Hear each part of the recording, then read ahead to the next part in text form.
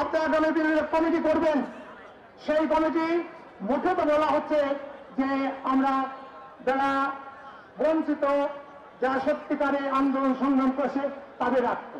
তাই যদি হয়ে থাকে তাহলে প্রতি স্বৈরাচারী লোকদেরকে নিয়ে আমরা কেন মধ্যস্থতা মহড়া দিচ্ছি, আমরা কেন লোকদের ব্যবহার করছি?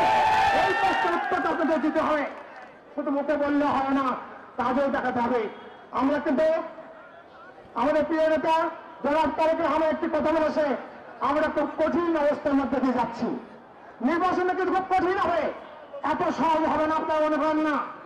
হয়তো আমাদের রাজপথ আসতে হতে পারে, যারা ক্ষমতায় রয়েছে তাদের কথা বোধহয় সন্দেহ হয় যে তারা সহজে নির্বাচন দেবে কিনা। তাই আমাদের মহাসচিব মিরাজ ইসলাম বলেছেন, প্রয়োজন হলে আমাদের আন্দোলন করতে হতে পারে। এটা আপনারা মনে রাখবেন। আপনারা মনে রাখবেন যে আপনারা যে কাজ করছেন আজকে, তা না হলে আমাদের অবস্থা খুব খারাপ হবে। সঙ্গে ভাইরা, আমাদের প্রিয় নেতা জনাব তারেক রহমান তবে এখন আনতে পারেনি। আমাদের প্রিয় নেত্রী দেশান্তি বেগম খালেদা বহুদিন জেল খেটে তাকে বিদেশ করানো হচ্ছে চিকিৎসার জন্য। আর এখানে দেখা যাচ্ছে এবং ভারত থেকে যে গোয়েন্দা সংস্থা কাজ করছে এখানে এখানে আমাদের অনেক এখানকার অনেকে চেষ্টা করে একটা গঞ্জাম সৃষ্টি করা। এই থেকে আপনারা সাবধান থাকবেন। এই কুষ্টিয়াতে প্রশাসনের মধ্যে সিভিল এবং পুলিশ প্রশাসনের মধ্যে গুটিগত মানুষ আছে পুলিশদের, তাদের কথাবার্তা শুনলে মনে হয় যে তারা যেন এখন ওই শেখ হাসিনার আমলে আছে। অতএব আপনাদেরকে সতর্ক হতে হবে। সেই হিসাবে আপনাকে আবার অনুরোধ করি, আপনারা যে যেখানে আসেন আর যাই করেন না কেন, আপনারা দয়া করে হাট ঘাট দখল বা কোনো দখলের দিকে যাবেন না। তাহলে কিন্তু জনগণের সামনে আমরা ভোট যেতে পারবো না। আর নির্বাচন করতে হবে, জনগণের সামনে যেন আমাদের কোনো প্রশ্নের সম্মুখীন হতে না হয়।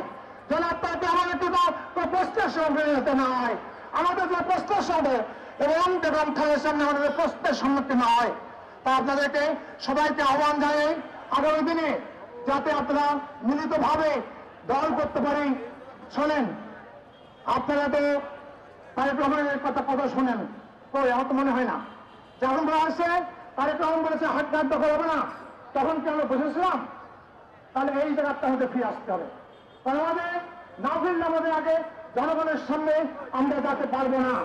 তাই আবার অনুরোধ করি যে আপনারা আপনাদের থাকবেন, কিন্তু যদি এইসব আওয়ামী লীগের যে সদস্যরা আমাদের জেলে ঢুকাইছে, অত্যাচার করেছে, তাদেরকে নিয়ে যদি আমরা ঘুরি তাহলে জনগণ কি প্রসেস পাবে, তাই একটু সাবধান হবেন।